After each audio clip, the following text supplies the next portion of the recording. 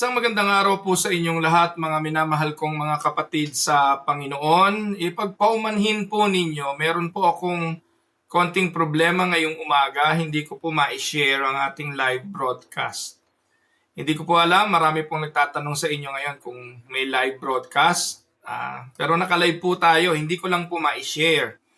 At marahil ito ay problema na naman ng Facebook, hindi ko po magawang i-share sa iba.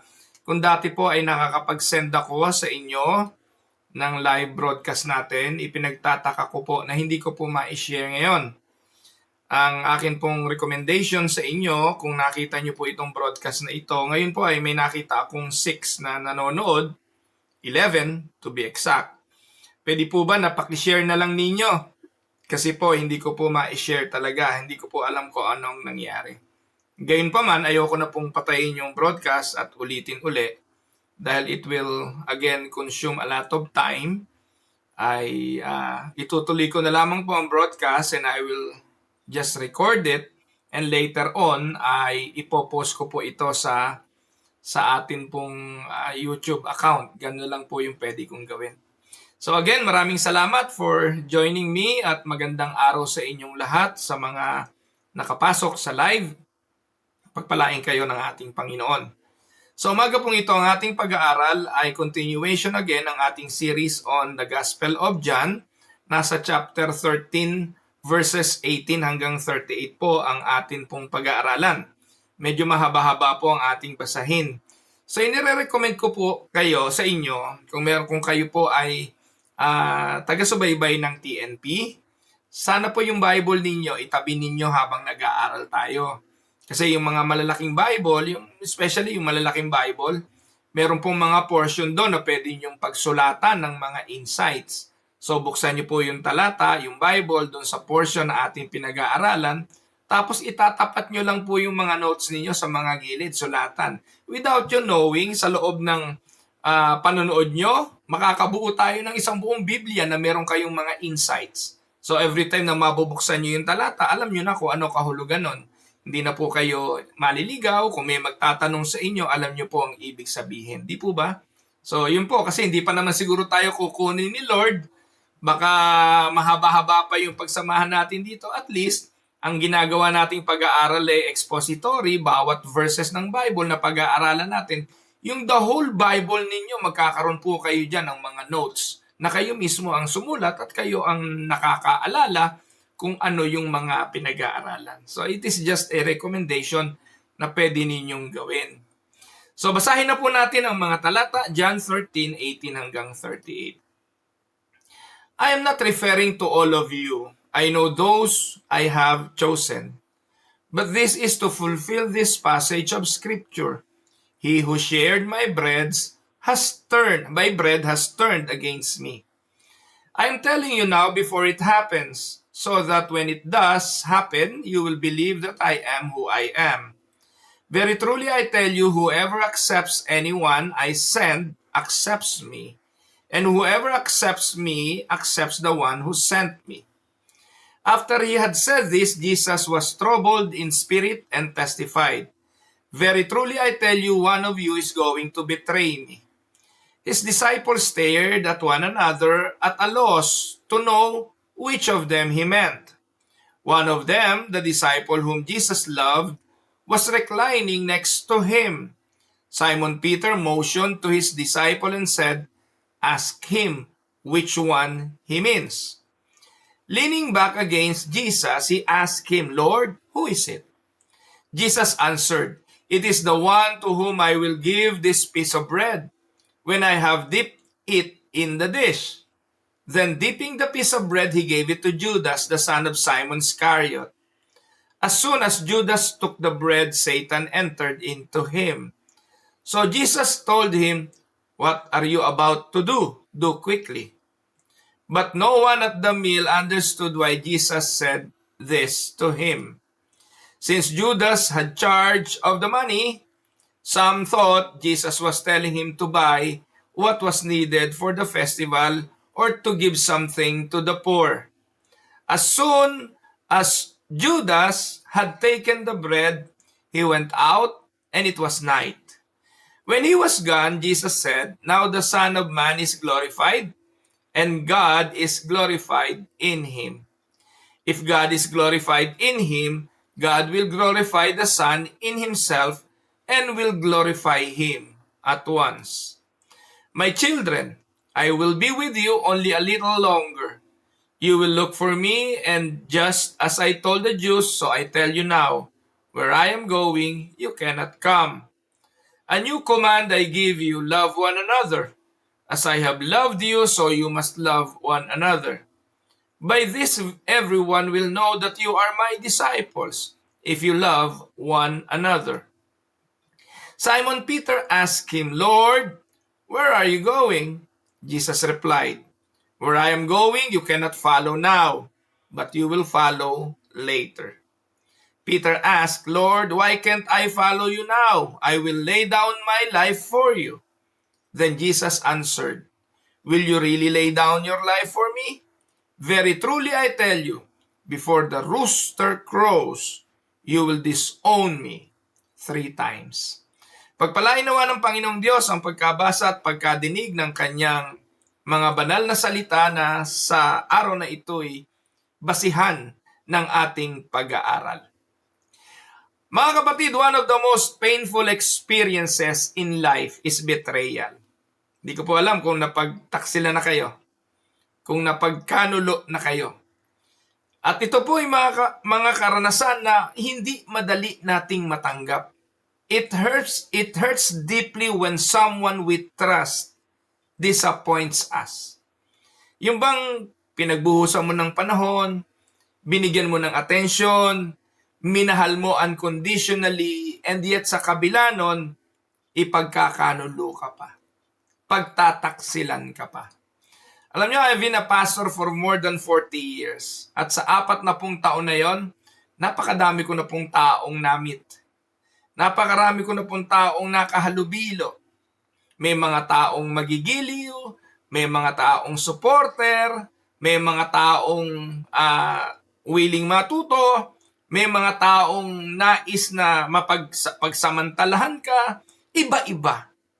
Napakadaming mga taong makakahalubilo natin sa buhay.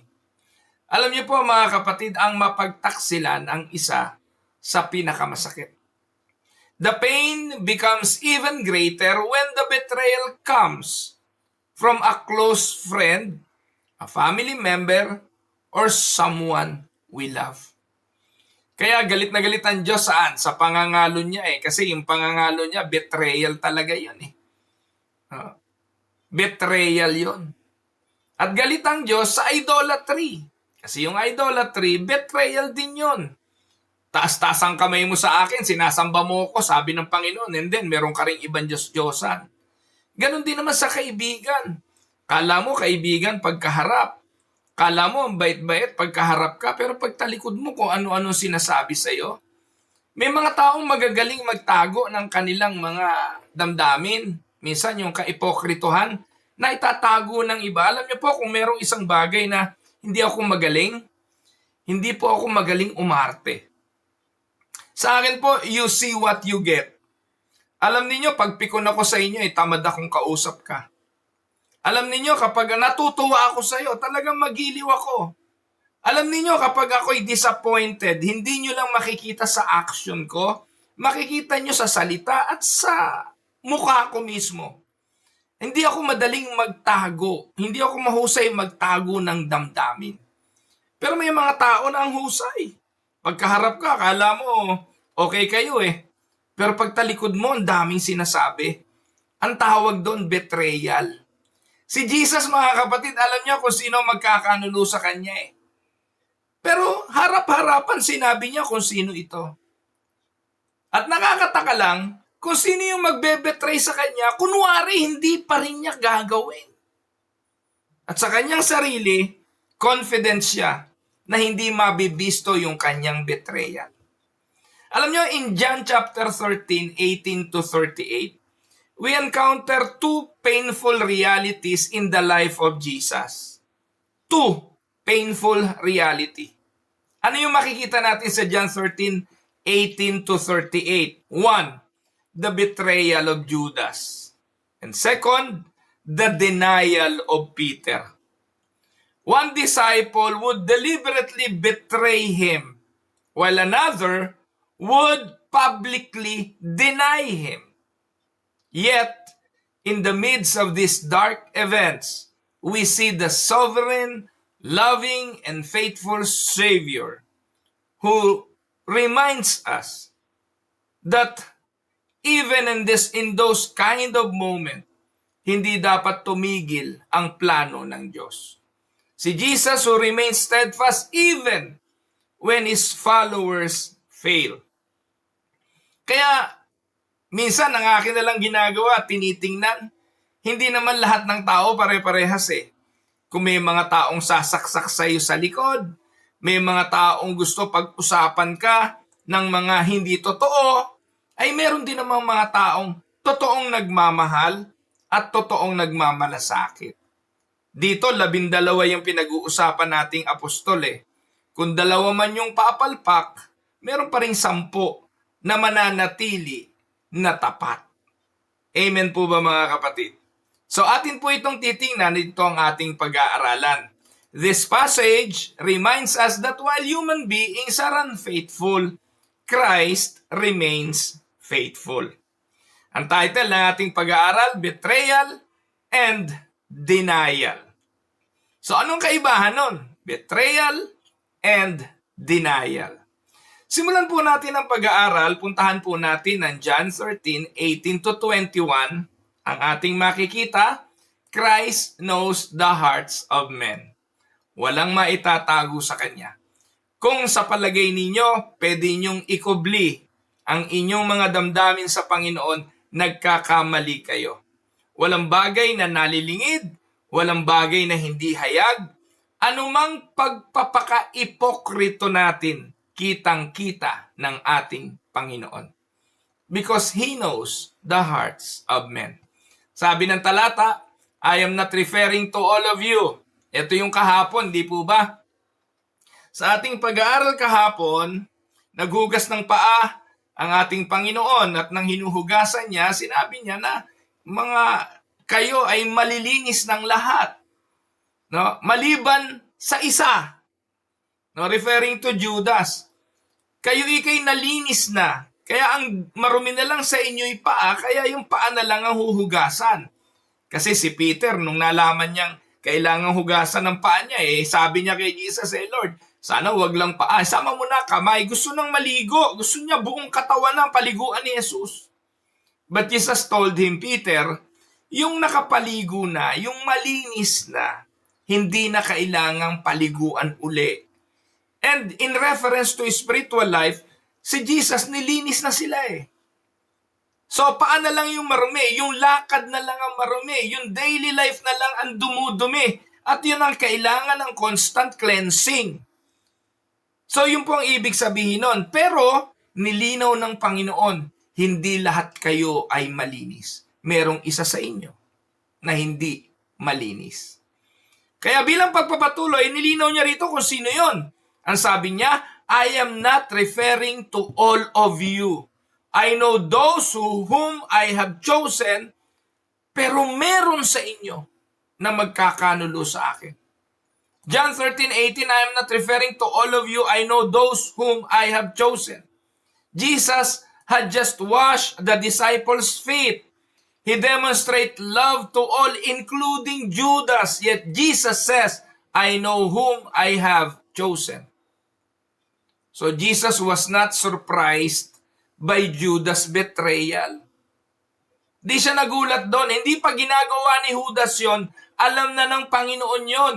Because nothing happened outside of His knowledge or His control. Amen? Paulit-ulit niyong naririnig yan dito sa tinig ng pag-asa.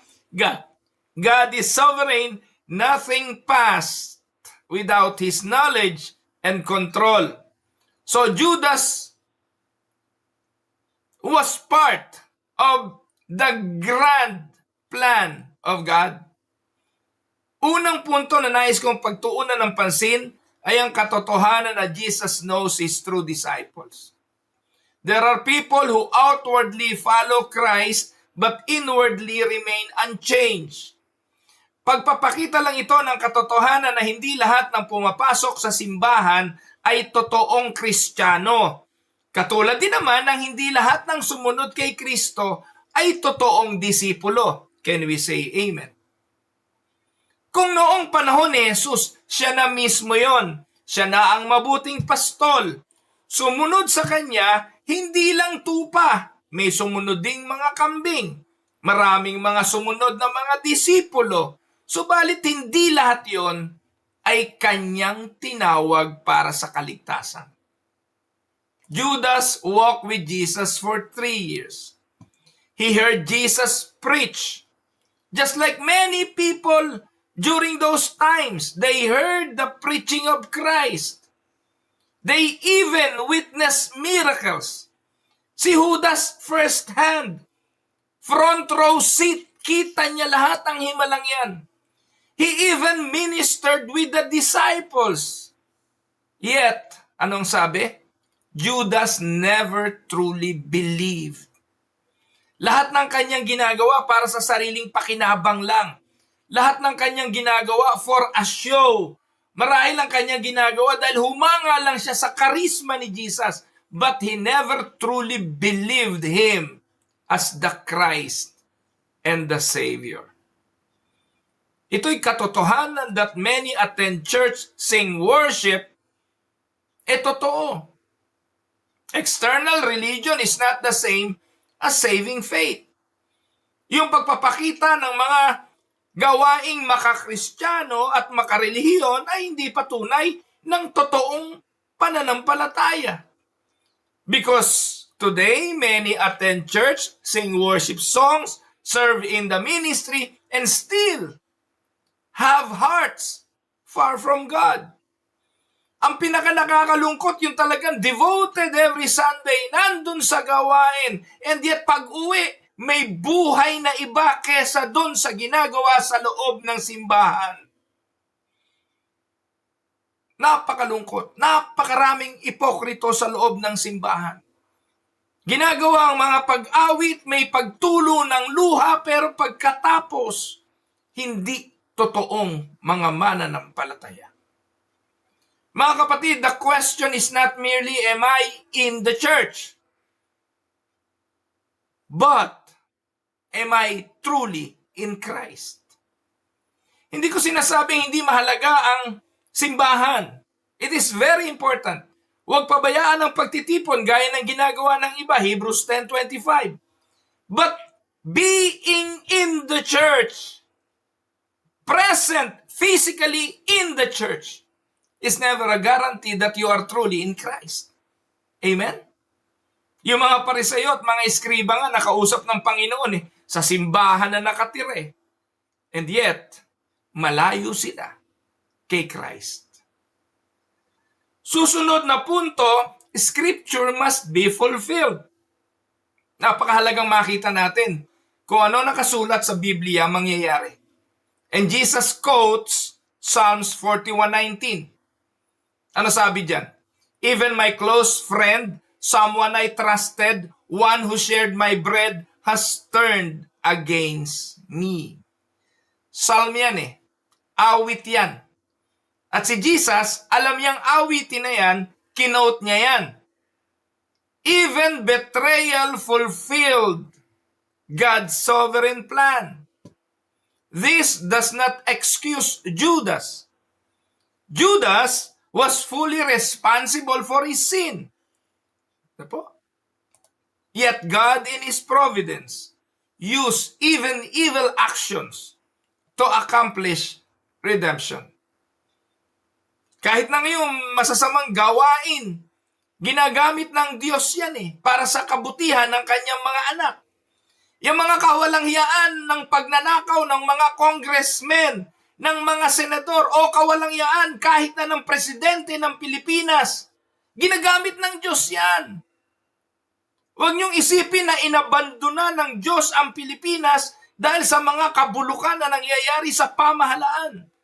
God may use and God may be using right now what is happening in the government, in politics, for the benefit of His people. Kahit na yung mga pagtataksil ng mga kung sino-sino pa dyan. Kasi naniniwala tayo sa katotohanan na ang Diyos ay hindi naman nagkakamali. Amen po ba? And this is a profound comfort for believers. Many people may betray us, circumstances may wound us, yet nothing happens apart from God's sovereign hand. Katulad ng sinabi ni Joseph the dreamer, anak ni Jacob, sa Genesis 50 verse 20, ano sabi niya?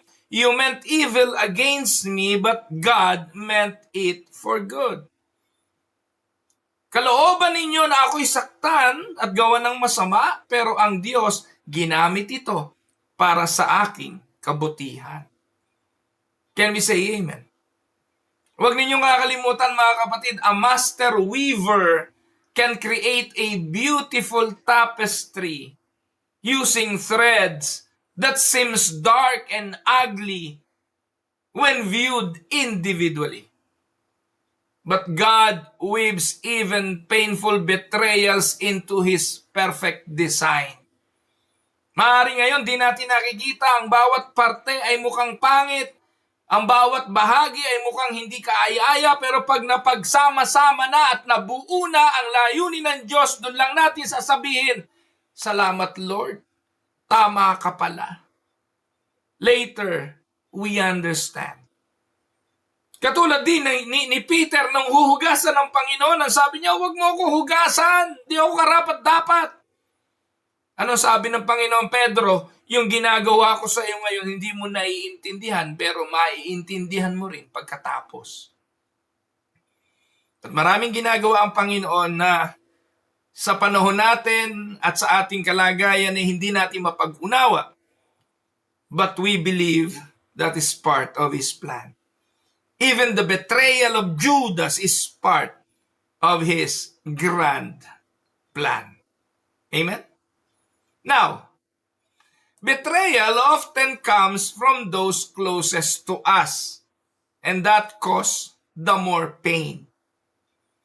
Yung pagkakanulo, madalas nanggagaling saan? Sa pinakamalapit sa atin. Kaya lalo itong napakasakit.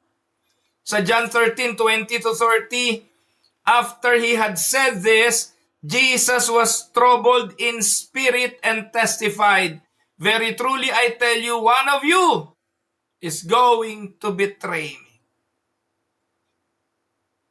Directly.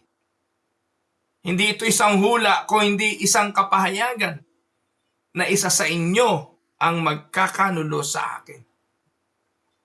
The disciples were shocked. They look at one another in disbelief. No one immediately suspected Judas. And this teaches us that hypocrisy can hide beneath outward appearances. Si Judas hindi nila pinagdudahan. Si Judas hindi nila kailanman kinilala na siya ang magkakanulo.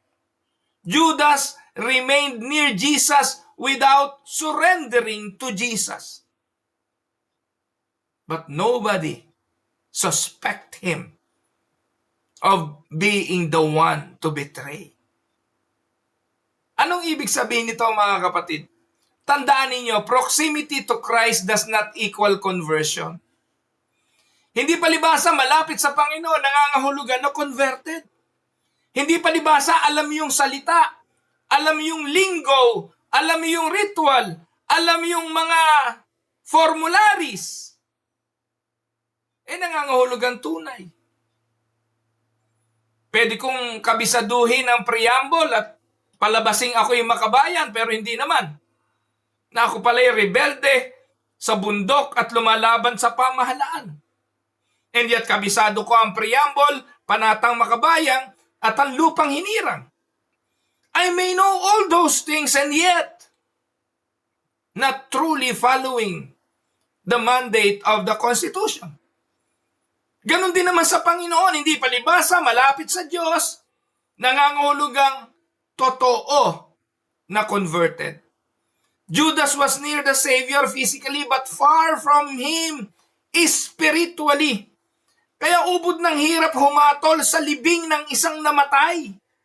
Para sabihin, naku, lapit-lapit nito sa Diyos lagi nagsisimba ito. Sa langit ang punta nito. Wala tayong garanti nun. Dahil hindi garantiya ang pagsimba, pagpunta sa simbahan, pakikipag-fellowship, paglilingkod sa Diyos ng tunay na pagiging tunay na Kristiyano. Amen? Many people today know about Jesus but not truly know Jesus. They know about Jesus. They know that Jesus is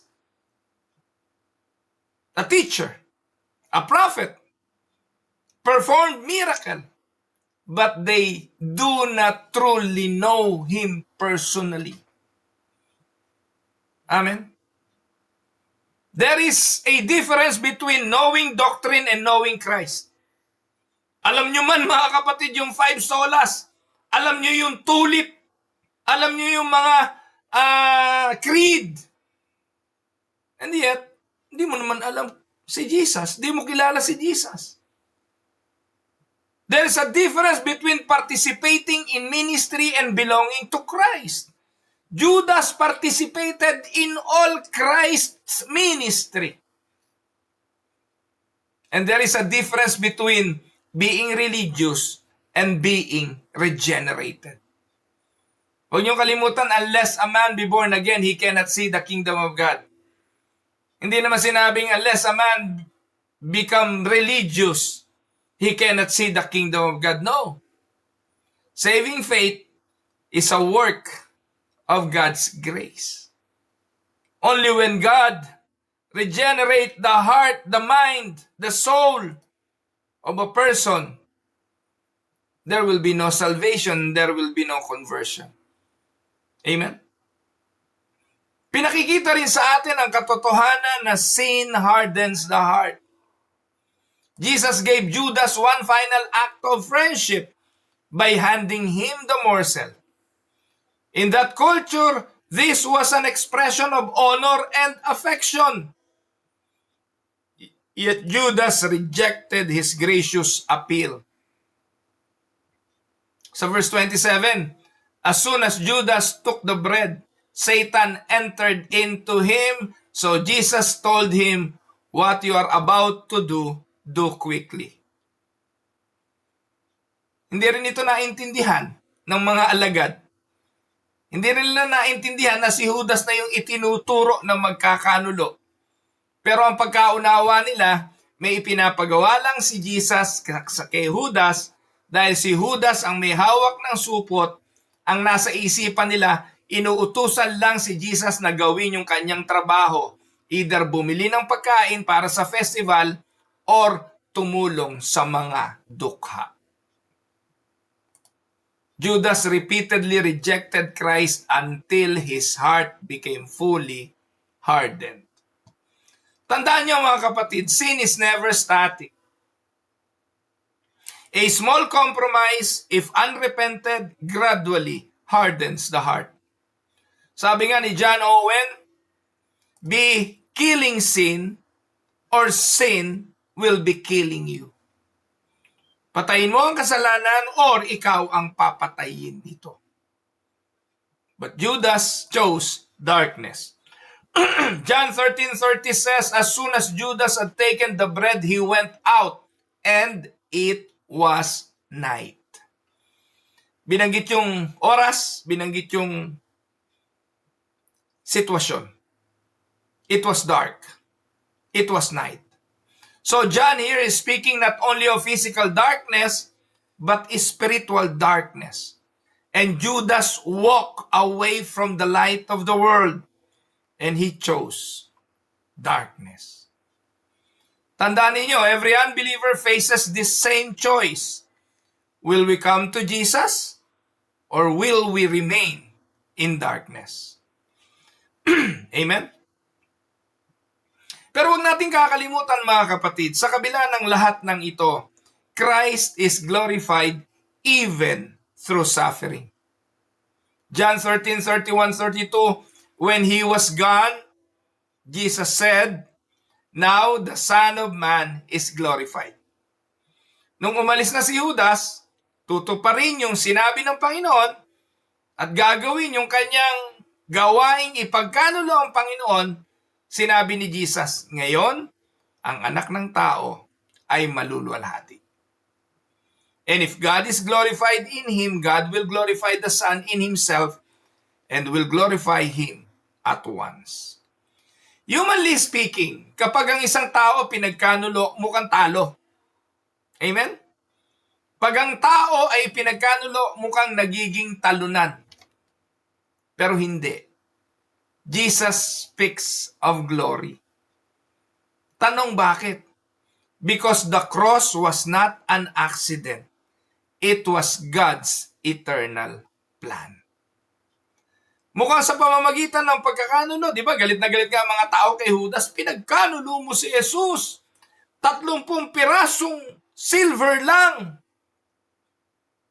But by doing so, God was glorified. Hindi defeat, but glorification. Because it was God's eternal plan. Bakit? Sa krus ng Kalbaryo, God's justice would be satisfied. God's wrath against sin would be poured out. God's love would be displayed. And God's elect would be redeemed. Mga kapatid, the greatest evil ever committed is the crucifixion of Christ. But it became the means of the greatest good. And that is salvation. Ang pinakamasamang kasalanan na ginawa ay ang ipako ang walang kasalanan. Pagkanulo ang walang kasalanan. Pagtaksilan ang walang kasalanan. Pero ang pinakamasamang kasalanan ito, ginamit ng Diyos para sa pinakamabuting bagay. At ito ay ang kaligtasan ng kanyang mga pinili.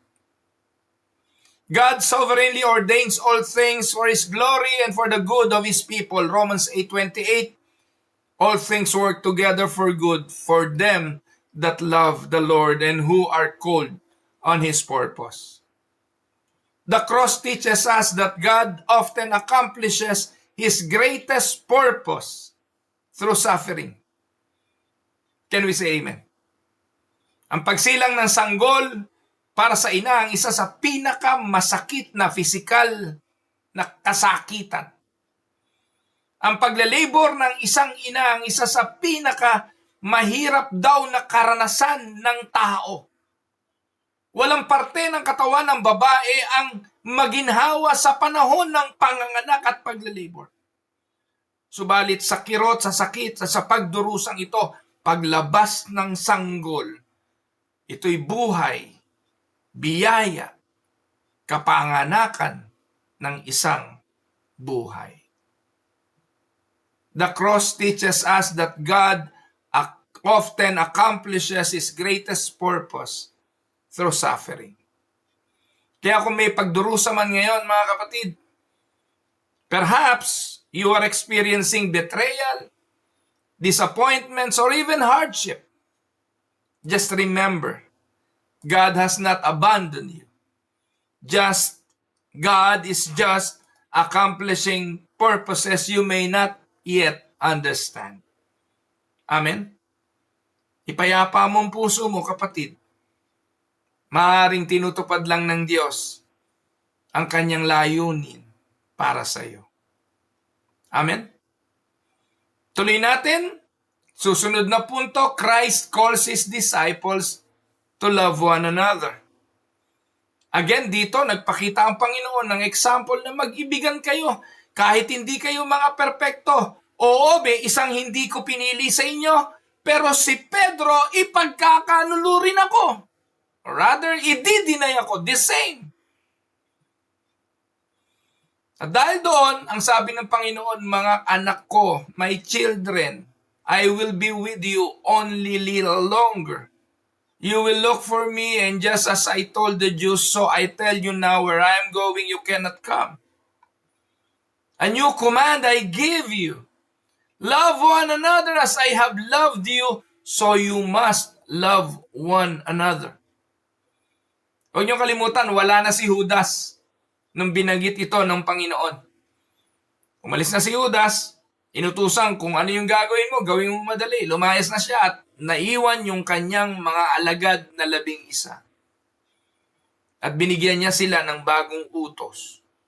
Love one another as I have loved you. As Jesus prepared for his death, his concern was for his disciples. The distinguishing mark of Christian is not merely sound doctrine. Maganda yan. Paborito na natin yan. Gusto nating nag-aaral ng mga doktrina, gusto nating nagpapakadalubhasa tayo sa Biblia, gusto nating tumataas ang antas ng ating pagkatuto. But take note, hindi ang doktrina at sound doctrine ang pangunahing distinguishing mark ng Christian. Hindi rin church attendance, hindi palatandaan every Sunday nandun ka, marka yun ng pagiging tunay na Kristiyano. Hindi rin spiritual gifts, hindi palibasa, nagtuturo ka, gumagawa ka ng mga ministeryo, ay totoo na marka yan ng pagiging Kristiyano. Ano daw ang primarily distinguishing mark? Love. Sabi ni Jesus, by this, everyone will know that you are my disciples. When? If you love one another. What kind of love? Anong uri ng pag-ibig? Ang sabi ng Panginoon, kagaya ng pag-ibig ko sa inyo. Ano ba yung pag-ibig na to ng Panginoon? This is sacrificial love. As I gave my life to you, gave your life to one another. Forgiving love. As I forgave you, forgive one another. Patient love. As I have been patient with you, be patient with one another. Humble love. As I humbly bow down and wash your feet, show them also to one another. And Christ-centered love. The church should be a community where grace abounds because in it every sinner in the church, because everyone in the church should experience the grace and the kind of love that Jesus shown the disciples. A congregation filled with Christ-like love becomes a powerful testimony to the world. Amen? Next. Pinakita rin sa ating mga talata na kahit na pinakamatibay na mananampalataya can fail. Kahit na pinakamatibay na pastor, pinakamahusay na manggagawa, at pati ikaw, kapatid, hindi ka perpekto. Naghahanap ka ng perfection sa iba, samantalang alam mo naman, ubod mo rin ang layo sa perfection. Naghahanap ka ng pangunawa sa iba, pero ikaw, hindi ka rin naman marunong umunawa. Pinapakita lang po ng ating mga talata, even strong believers can fail. John 13:36-38, Simon Peter asked him, Lord, where are you going? Jesus replied, where I am going, you cannot follow now, but you will follow later. Peter asked, Lord, why can't I follow you now? Talagang mapilit ito si Pedro. Kanina, katatapos lang. Sabi ni Jesus, uugasan siya ng paayaw. Nung napaliwanagan, gusto na maligo. Dito, sinabi ni Jesus, di ka makakasunod. Bakit? Talagang makulit, di po ba? Peter boldly declares, Lord, why can't I follow you now? I will lay down my life for you. Wow. Tanong, nagsisinungaling ba si Peter dito? Ang sagot, hindi. Peter was sincere. He truly loved Jesus. Yet, sincerity alone is not sufficient. Napakarami ko na pong kilalang sincere na mga mananampalataya. Sincere naman talaga.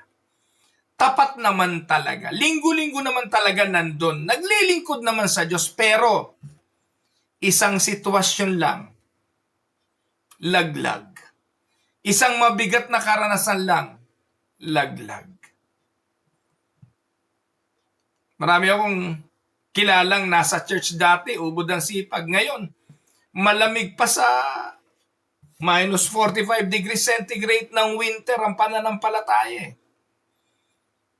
Kasi ang sincerity, hindi yan ang sukatan ng pag-ibig.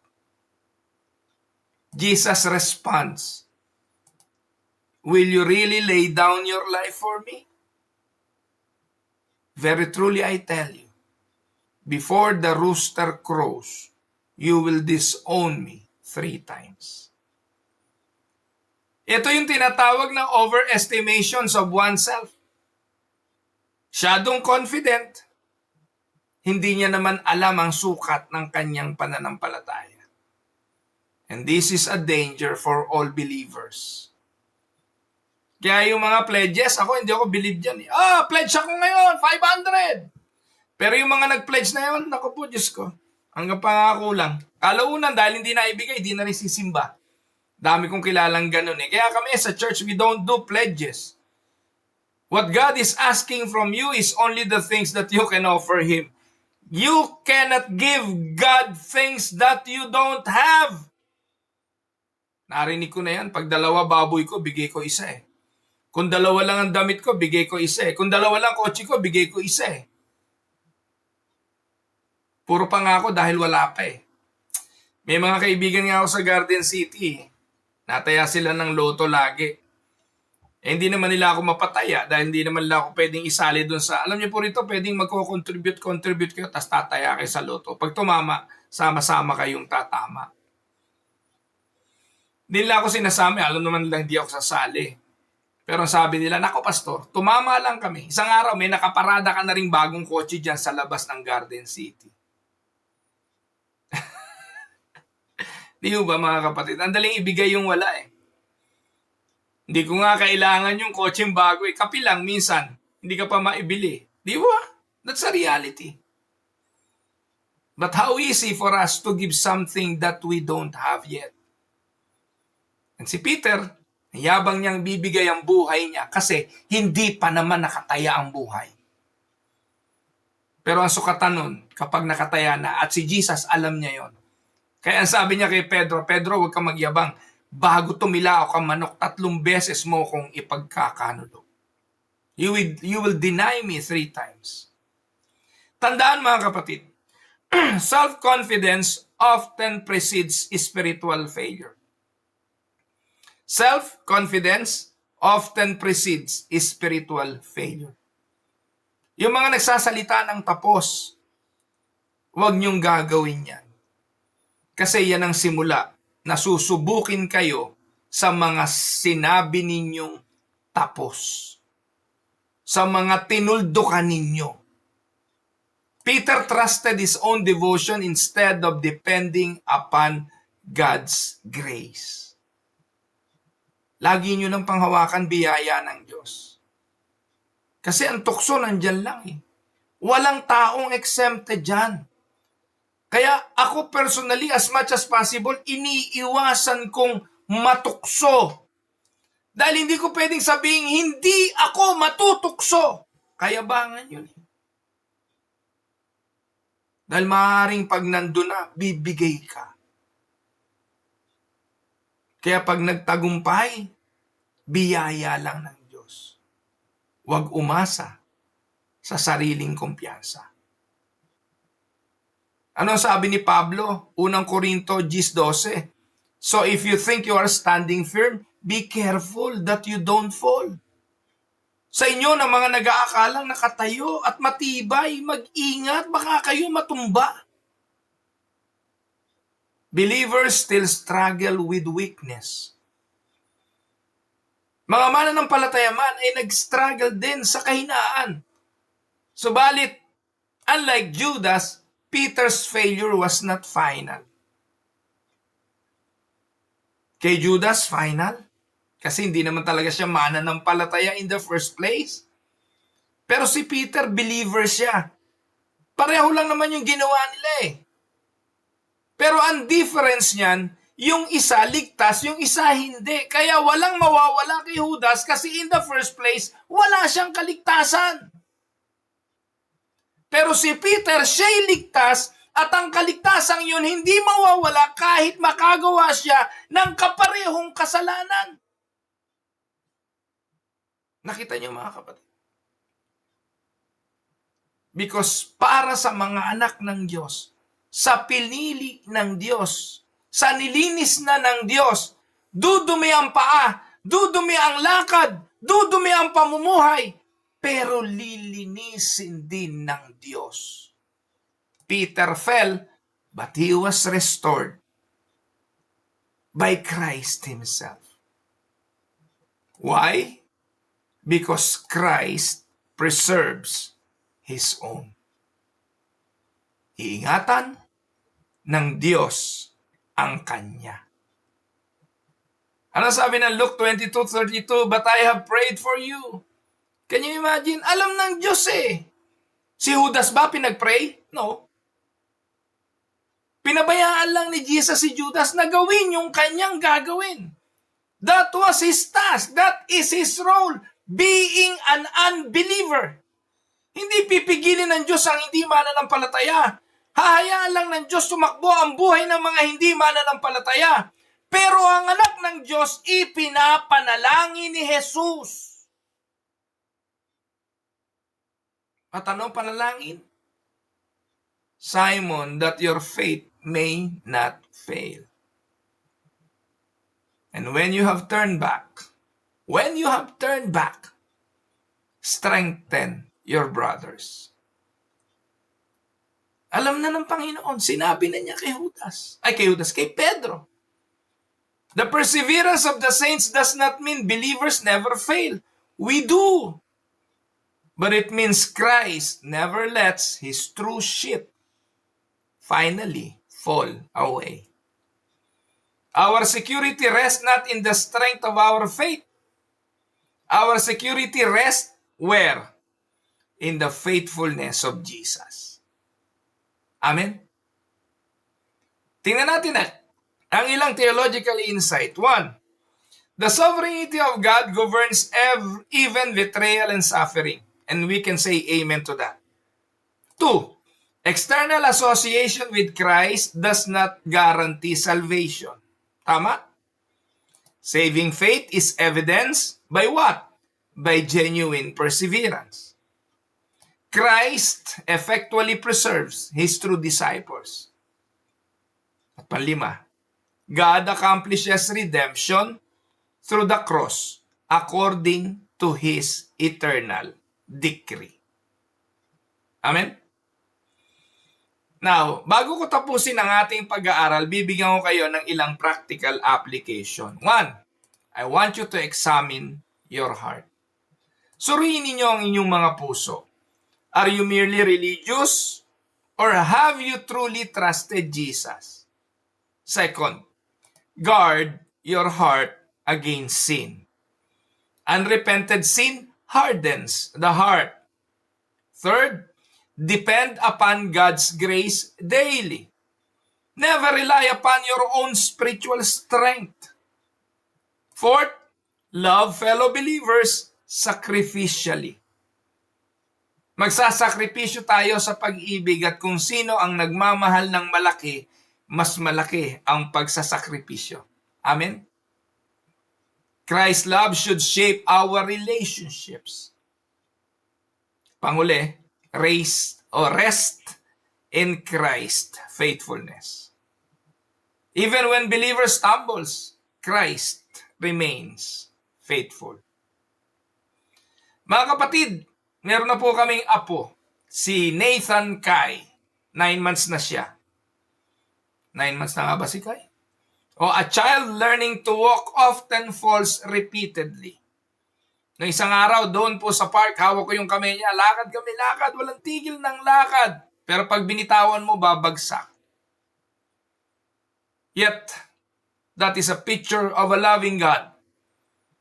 Larawan lang tayo ng mga batang umuusad, lumalakad, tumatakbo, yet a loving Father does not abandon the child. And in that moment of our stumble, He lifts us up and He will teaches us to walk again.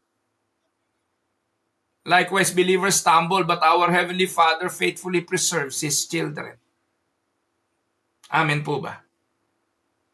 Kaya bilang konklusyon, John 13:18-38 presents a sovereign picture of human failure.